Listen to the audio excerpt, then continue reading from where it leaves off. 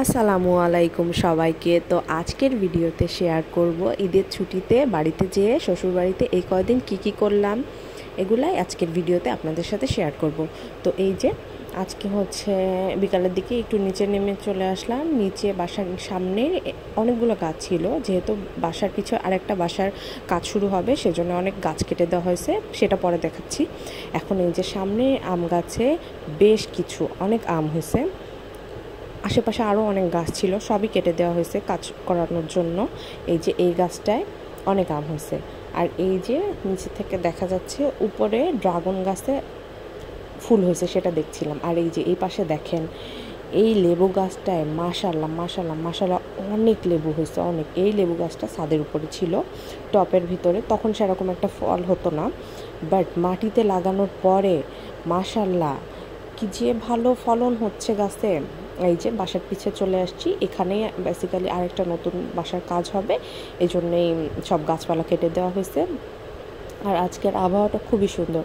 আমরা যাওয়ার পর প্রথম কয়েকদিন আবহাওয়া খুব সুন্দর ছিল, বাট শেষের কয়েকদিন এত গরম পড়ছিল, মানে এটা সারা বাংলাদেশেই পড়ছে, শুধু এখানে না।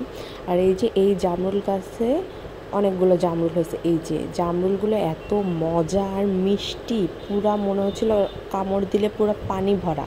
আর এই জামরুল গাছটার জামরুলটা তেমন একটা ভালো না খেতে, দেখে মনে হচ্ছে সুন্দর, বাট এই জামরুলগুলো না একদমই টেস্টি না, কেমন যেন পানি নেয়, কেমন যেন মানে ভালো না বেসিক্যালি খেতে। এটা আরেকটা গাছ, এটা নতুন গাছ, এবার ফল হয়েছে নতুন, অনেক ফল হয়েছে মাশাল্লাহ, কিন্তু টেস্ট সেরকম একটা ভালো না, হয়তো বা বৃষ্টি হয়েছে এই জন্য, বা এখনও বতি হয়নি। আর এই পেয়ারা গাছে অনেকগুলো পেয়ারা হয়েছে, পেয়ারা ছোট, এখনও বড় হয়নি, মানে খাওয়ার মতো হয়নি, কিন্তু মাশাল্লাহ অনেক পেয়ারা হয়েছে। বাসার সামনে একটা পেয়ারা গাছ ছিল, ওই গাছটা কেটে দেওয়া হয়েছে, এখন আর নাই। তো এই গাছটায়, আর এই যে দূরে আম গাছ আছে, এখানে সবেদা গাছ আছে, চালতা গাছ আছে, তো এখানেও গাছগুলোতে ভালোই ফল হয়। তো গাছটা দেখে ফিরে চলে আসছিলাম, তখন দেখি এই শামুকটা, এটা কিন্তু ক্যামেরাতে বোঝা যাচ্ছে না, ছোট মনে হচ্ছে, কিন্তু এটা কিন্তু অনেক বড়, প্রায় কিভাবে বোঝাবো, মানে যে হাতের সমান, হাত না মানে 4 আঙ্গুলের থেকেও বড় হবে, এতখানি বড়। ওটাকে দেখে যে ছাদে চলে আসলাম।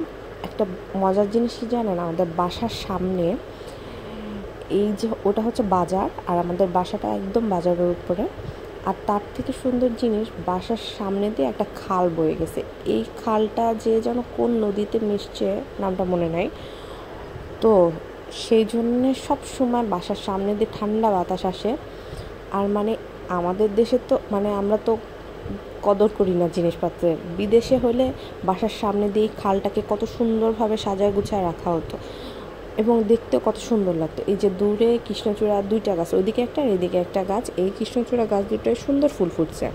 আর এই যে আকাশে চাঁদ উঠে গেছে, সূর্যি মামা ডুবে গেছে, তো তাই। আর পিছনে অনেক গাছপালা ছিল, সবই ওই যে বললাম কেটে দেওয়া হয়েছে। তো রাতের বেলা আমরা এখন ছাদে, আমাদের ছাদে না একটা রান্নাঘর আছে, ওই রান্নাঘরে মাটির চুলা আছে।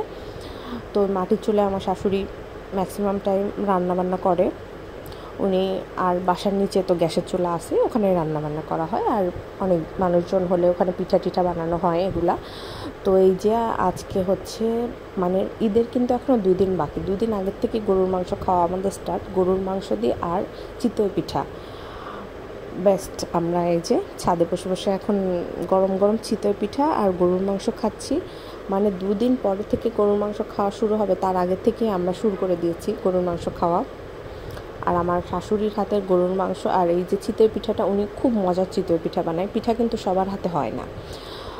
তো এটা পরের দিন রান্নাবান্না করছিলাম। এই যে এখানে রুই মাছ ভাজছিলাম, ভেজে ভুনা করবো, আর এখানে মুরগির মাংস।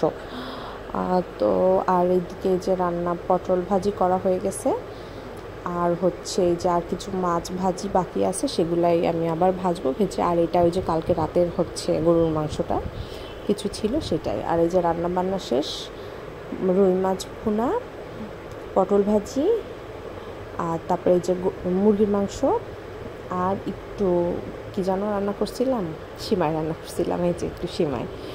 তো এগুলাই ছিল আজকের খাবার।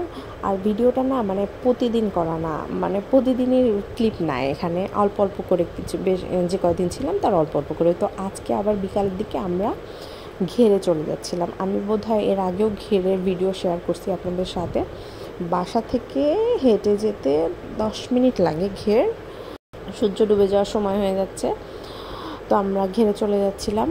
এই যে আর এই যে দেখেন ঘেরের এই রাস্তার পরিবেশটা এত সুন্দর লাগে, এই যে আকাশটা খুব সুন্দর লাগছে, আর বৃষ্টি হচ্ছিল তো এই জন্য আরও সুন্দর। এই যে ঘেরের এই জায়গাটায় এক এক সিজনে এক এক রকম। এই যে এখন পুরাটাই কিন্তু পানি, নতুন করে সব এই যে ঘেরের ভিতরে পাশ দিয়ে সব বিভিন্ন মানে হচ্ছে সবজি চাষ হবে, আর পানির ভিতরে মাছ।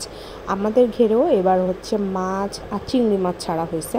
চিংড়ি মাছ কোনোবারই এই ঘেরে ছাড়া হয় না, তো এবার ফার্স্ট টাইম এই ঘেরে চিংড়ি মাছ দেওয়া হয়েছে। আর কি সুন্দর বাতাস আর ঠান্ডা, এখানে আসলে মনে হবে সারাদিন বসে থাকি, এত সুন্দর ওয়েদার। এই যে আমাদের ঘেরে এখানে অনেক রকমের সবজি শাক দেওয়া হয়েছে, আর একটা এই যে মাঝখান থেকে এগিয়ে দেওয়া আছে, একটা ঘেরে হচ্ছে বড় মাছ আর একটা ঘেরে চিংড়ি মাছ দেওয়া হয়েছে। তো মাছের খাবার টাবার আমরা যে আমার ছেলে একটু দিচ্ছিল, একটু দাদার সাথে যে একটু খাবার দিবে, সে একটু মজা পায়। সে ঢাকায় বসে সবসময় বলে বাড়ি যেয়ে দাদার সাথে মাছ ধরতে যাব। ও মাছ ধরাও খুব পছন্দ করে। আমরা এর আগের বার যখন এসেছিলাম তখন টমেটো ছিল, পুরো শীতকালে টমেটো থাকে, তো পুরোটা তখন মাছ ধরছিলাম। আর এটা হচ্ছে ঈদের দিনের ক্লিপ। ঈদের দিনে আমরা হচ্ছে নানা বাড়ি চলে গেছিলাম, ওখানে আমাদের কোরবানি। তো ঈদের দিনের কোনো ক্লিপই নাই, তো এই যে এই ক্লিপটাই ছিল জাস্ট। আর ঈদের দিন এত গরম ছিল, কোনো ভিডিও করা হয়নি। আর ঈদের দিন রাতের বেলায় বিকালবেলায় এসে এই যে আমরা হচ্ছে আমাদের এই যে ছাদের চুলাটায়, এখানে তো মানে অনেক 6-7 কেজির মতো মাংস একসাথে রান্না করার জন্য এখানে হচ্ছে রান্না করা হচ্ছিল। তো সেখানেই আমরা রান্না করছিলাম। তো 7-8 দিন খুব ভালোভাবে আলহামদুলিল্লাহ কাটালাম। এখন এই যে ফিরে যাওয়ার সময়, এই যে আমাদের বাসা কিন্তু ওইটা, আর এখান থেকে বাসে উঠতে হয় একদম মানে বাসার সামনে যেই নামি, বাসার সামনে যেই আমরা বাসে উঠি। তো রওনা দিলাম আবার আমরা ঢাকার উদ্দেশ্যে। তো বেশ গরম মানে লাস্ট 3 দিন, ঈদের আগের দিন থেকে ঈদের 2-3 দিন পর পর্যন্ত এত গরম, প্রচণ্ড গরম। গরমে সবাই একদম অসুস্থ হয়ে পড়ার মতো অবস্থা হয়ে গেছিল, এত বাজে গরম। তো আমরা হচ্ছে আজকে সকাল সকালই রওনা দিলাম।